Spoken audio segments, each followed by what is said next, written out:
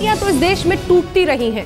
कांग्रेस टूटी, communist party टूटी, जनता party टूटी, जनता दल टूटा, समता पार्टी टूटी, जेडीयू टूटा, लेकिन ऐसे नहीं टूटा कि नेता टूट जाए। राष्ट्रीय जनता दल की टूट एक ऐसी ही टूट है। 22 विधायकों की पार्टी के 13 विधायकों के टूटने की खबर आई तो बिहार की राजनीति के भूतपूर्व बादशाह का दिल ही टूट गया। शाम होते होते सियासत भी बदली और लालू का रंग भी, लेकिन सियासत बिहार में नए समीकरणों के संकेत दे चुकी थी। लालू जी पार्टी में कोई पूछे, हम पूछ रहे हैं। हाँ सुना है, उसमें सब सच नहीं है, हम पता कर रहे हैं। दुर्दिन से योद्धा की तरह जूझने वाले लालू सवालों के सामने ताश के पत्तों की तरह लड़खड़ा गए थे। लोगों से जाने को कहने वाले लालू का अपना ही रास्ता खो गया था। लालू टूट गए थे क्योंकि टूट गई थी उनकी पार्टी। 22 विधायकों वाले राष्ट्रीय जनता दल के 13 विधायकों ने राज्यपाल को चिट्ठी लिखकर बता दिया है कि अब वो लालू यादव के साथ नहीं है। जिस व्यक्ति ने जेल भेजने का काम किया, लालू जी को जिस व्यक्ति ने जेल भेजने का काम किया, ऑर्डिनेंस फाड़ने का काम किया, उसी के गोद में खेलने के लिए चलेगा। तो क्या ये लालू के नेतृत्व की पराजय है या उनकी राजनीति की या फिर दोनों की? क्योंकि कर्पूरी और लोहिया के शिष्य के लिए समाजवाद की परंपराओं को जेब में रखकर खुद को राजा समझना और समझते ही रहना बहुत भारी पड़ा है। दावा है कि बागियों में 5 दलित भी हैं। मतलब जिस वर्ग की अगुवाई के नाम पर लालू चुनाव में आगे बढ़ना चाह रहे हैं, उसके जमीनी नेतृत्व ने उन्हें अपना नेता मानने से ही इनकार कर दिया है। लालू यादव के संभावित उभार को रोकने के लिए ये नीतीश कुमार का ब्रह्मास्त्र है। जेल से भी सत्ता को बांध कर रखने वाले लालू 22 विधायकों को भी न संभाल सके। इस बगावत से जेडीयू की बाँछें खेल उठी है, क्योंकि इन 13 विधायकों के साथ ही नीतीश कुमार की सरकार बहुमत में आ चुकी है। पिछड़ों को नरेंद्र मोदी के खिलाफ गोलबंद करने का हुंकार भरने वाले लालू के लिए आम चुनाव से ऐन पहले ये ऐसा झटका है जिसके जवाब की खोज में वो खींच उठे। लालू जी पार्टी में कोई पूछे, हम पूछ रहे हैं। हाँ सुना है, उसमें सब सच नहीं है, हम पता कर रहे हैं। इस बगावत ने लालू यादव को बेचैन कर दिया था। 10 दिशाओं में उन्होंने दूध दौड़ाए, पता लगाया तो कुछ और परतें खुली। आरजेडी के अब्दुल बारी सिद्दीकी ने कहा कि कम से कम 3 विधायकों से फर्जी दस्तखत कराया गया है। 13 की सूची में जो 3 विधायक का नाम दिया जा रहा है, अब्दुल गफूर साहब का, ललित यादव का, दुर्गा प्रसाद सिंह का, तो जैसे जैसे खबर मिल रही है लोगों को, वो दौरे चले आ रहे हैं कि भाई ये कैसे हो गया, हमने तो कोई सिग्नेचर किया नहीं है। ऐसा नहीं होता है, कोई विधायक जो है बच्चे नहीं होते हैं, इसलिए ऐसा कोई सवाल नहीं। हम लोग लालू जी के साथ हैं, लालू जी के साथ रहेंगे, लालू जी हमारे नेता है, नेता रहेंगे। सच कुछ भी हो, लेकिन लालू बीच मझधार में फंस गए हैं और बुरी तरह फंस गए हैं। समर में उतरने के ऐलान से पहले सिपाहियों ने सेनापति पर शक कर दिया है।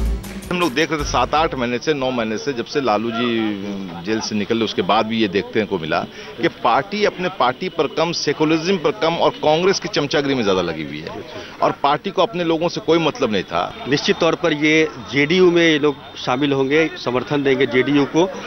और सबसे बड़ा कारण आप देखिए कि कांग्रेस को लेकर नाराजगी है, क्योंकि लगातार जब से जेल से छूटे हैं लालू प्रसाद यादव, लगातार वो दिल्ली में कैंप कर रहे हैं और ताकि कांग्रेस से उनका गठबंधन हो, और इसी बात को लेकर इन विधायकों को नाराजगी है और टूट की वजह भी यही बताई जा रही है। लालू यादव को पहली बार एहसास हो रहा होगा कि 13 का आंकड़ा इतना अशुभ होता है। लालू बिखर चुके हैं।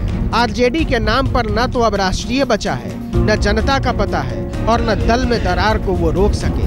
कौन जानता था कि 2014 के चुनाव से पहले लालू ऐसे लुट जाएंगे। पटना से कुमार अभिषेक। बिहार के मुख्यमंत्री नीतीश कुमार ने इन आरोपों को बेबुनियाद बताया है कि आरजेडी में तोड़फोड़ के पीछे उन्हीं का हाथ है। विधायकों ने राष्ट्रीय जनता दल छोड़ने की घोषणा कर दी है और नोटिफिकेशन भी हो चुका है, क्या कहेंगे सर? पता करेंगे, हम तो लगातार व्यस्त हैं। आर्यभट्ट ज्ञान विश्वविद्यालय के कन्वोकेशन में थे, वहाँ से आके मंत्रिपरिषद की बैठक में हैं, आप लोगों ने सूचना दी है तो अभी जाकर के पता करेंगे क्या हुआ। लेकिन आप पर सीधे आरोप लग रहा है सर तोड़ने का। मेरे ऊपर तो सब लोग आरोप तो मेरे ऊपर तो सब लोग आरोप लगा रहे हैं। पहले जानकारी हासिल करूंगा फिर कुछ कहूंगा, ये कहना है नीतीश कुमार का। लेकिन लालू प्रसाद यादव बेहद परेशान है। लालू कैसे नहीं टूटते, उनका दल और दिल ही नहीं टूटा, दोस्त भी टूट गया। जी हां, रामविलास पासवान ने अपने बेटे के जरिए बीजेपी का दरवाजा खोल दिया था। लालू के लिए ये एक ही दिन में दूसरा झटका था। लेकिन राजनीति का दौर बदल जाने का एहसास उन्हें तब हुआ जब वो दिन भर रामविलास पासवान को फोन करते रहे और पासवान हर बार उन्हें दरकिनार करते रहे। ये राजनीति के बरगद के बोनसाई में बदल जाने की ऐसी घटना है जिस पर कोई भी हैरान नहीं है। पटना में घटनाएं इतनी तेजी से आकार ले रही थी कि लालू निराकार होते चले गए और अब बिहार की राजनीतिक चौहद्दी से लगभग अदृश्य हो चुके हैं। लालू के लिए इस सत्य को स्वीकार करना बहुत भारी लग रहा है कि उनका सूरज अब समय की ढलान पर है। बोला पासवान जी नहीं है, कहीं गए हुए हैं। एक गत है हम लोग का, तो उनका टेलीफोन उठाने वाला लालू यादव से भी नहीं बात करवा रहा है, उसको पते नहीं है। लालू को अंदाजा हो चला है कि जब अपनी सीट तक गंवा चुके रामविलास पासवान तक उन्हें बात करने लायक नहीं समझ रहे तो उनकी हालत क्या हो गई है। लालू एक साथ उदास हैं, हताश हैं और निराश भी। इस अंधेरे ने उनकी राजनीति को एक बीते हुए अध्याय का हिस्सा बना दिया है। जिस पीए को पता नहीं कि उसका नेता कहाँ है, तो घर में प्रलय ही करवा देगा। प्रलय तो आ चुका था, लेकिन लालू यादव के घर में घमासान की कमान उनके नियंत्रण से बाहर जा चुकी थी। लेकिन लालू यादव ने 17 साल के स्वतंत्र सफर में सिर्फ एक विधा सीखी है, विपत्ति को साधना। I am the king maker. उस लालू की याद तो अब खुद लालू के लिए भी एक दर्द का नाम है। लेकिन राजनीति बहुत कुछ बर्दाश्त करने की प्रयोगशाला होती है। दल भले टूटा था, लेकिन लालू का दिल अभी भी नहीं टूटा था। उनके नेतृत्व से कतराने वालों की कतार बहुत छोटी हो चुकी थी। इन लोगों ने कहा कि जिसने भी यह किया और जिसने भी ये सबमिट किया उसने फ्रॉड किया है, निश्चित किया है और पार्टी को नुकसान पहुंचाने के लिए जदयू और वर्तमान सरकार के मेल में आकर यह सारी कार्रवाई की है। ये नहीं पता कि लालू यादव ने समझाया या विधायक साहसी हो उठे थे, लेकिन देखते ही देखते बिहार की सियासत का दृश्य बदल गया था। 13 में से 6 विधायक अपनी मांद में लौट चुके थे। मचे घमासान से एक चीज तो साफ हो गई कि पार्टी में सब कुछ ठीक ठाक नहीं है। पार्टी की टूट के अटकलों के बीच हालांकि 6 विधायक वापस लौट आए हैं, मगर 7 का अब तक अता पता नहीं है।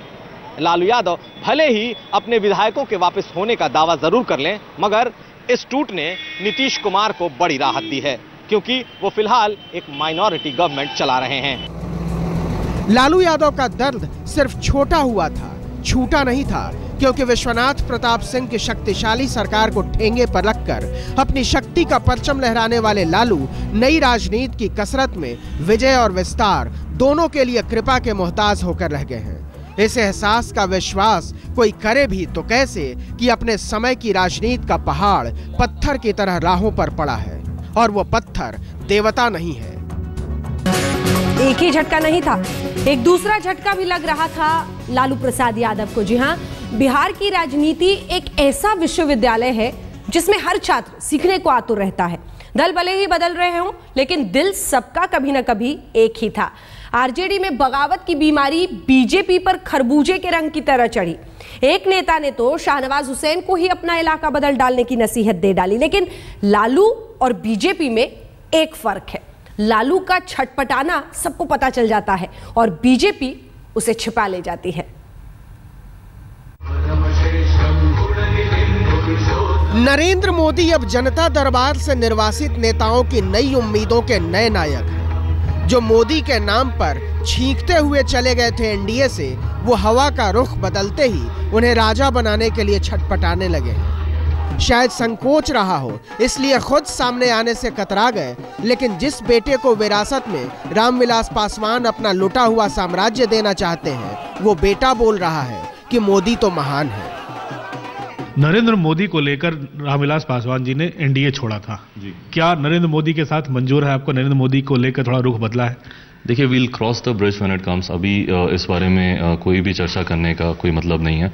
बट हकीकत यही है कि अब मोदी जी के ऊपर दंगों के दाग हैं या नहीं है, ये कोई चर्चा का विषय नहीं है। जब न्यायालय से ही, जब एसआईटी की तरफ से जब उन्हें क्लीन चिट मिल गई है, तो अब इन बातों पे चर्चा करने का कोई मतलब नहीं है। लालू इंतजार करते रहे और पासवान अलग राह चल दिए। गठबंधन तो बना नहीं, ऊपर से बिहार में विधायक दल भी टूट गया। बीजेपी को लग रहा है कि वो लालू से आगे निकल गई है और मोदी से लड़ाई के नाम पर नीतीश को भी अब लगता है बिहार में बढ़त मिलने की उम्मीद ज्यादा नजर आ रही है। वाकई लालू की लड़ाई अब आसान नहीं रही। चिराग पासवान के पापा ने क्या क्या नहीं कहा था एनडीए को और क्या क्या नहीं कहा था नीतीश कुमार को गुजरात के 2002 के दंगों के बहाने। तब वो वाजपेयी की सरकार में भारत के रेल मंत्री थे। जो गुजरात में हो रहा है उसमें हम अपना जो लाइन है उसको साफ करना चाहते थे कि हम इसमें जो सरकार है उनके साथ में नहीं है और जो कुछ गुजरात में हो रहा है वो अच्छा नहीं हो रहा है। इससे देश और देश की छवि पूरे विश्व में, पूरे संसार में खराब हो रही है और हम सरकार में बैठे हुए हैं, हम मूक दर्शक होकर के देख रहे हैं। बीजेपी पासवान के इस बयान को बिसार नहीं पाई है, इसीलिए बिहार में पार्टी के बड़े नेता इस संकट काल में उन्हें स्वागतम कहने की बजाय संदेह की नजर से देख रहे हैं। कुछ ने तो यहाँ तक कह दिया है कि पासवान धोखेबाजियों के देवता हैं। ये लोग विश्वासघात करेंगे, चुनाव के बाद ही अगर कुछ बात हुआ तो ये राहुल गांधी का हाथ मिलाएंगे, न कि भाजपा को साथ छोड़ने में देर नहीं लगेगी।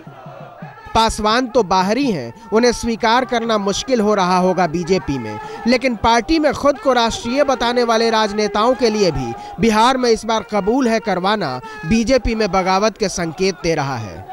किशनगंज की जनता का बहुत प्यार शाहनवाज जी के साथ है।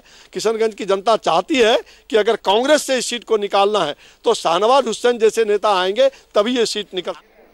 शाहनवाज हुसैन को इस बार सोचना पड़ेगा, मतलब आवाम की आकांक्षाएं राजनीतिक प्रयोगों का ऑमलेट बनने जा रही हैं। इसे समझना डायनासोर प्रजाति के विलुप्त होने के कारणों को समझने जैसा है। शरद पवार मोदी से मिल रहे हैं, चंद्रबाबू नायडू राजनाथ सिंह से मिल रहे हैं, शिवानंद तिवारी मोदी की तारीफ कर रहे हैं, जयललिता सीपीआई के साथ खड़ी हैं, ममता मोदी को घास नहीं डाल रही है, मोदी मायावती को कुछ नहीं बोल रहे हैं। सत्ता की चालें रहस्य होती हैं, रहस्य जो खुल जाए तो खेल है और चल जाए तो राजनीति।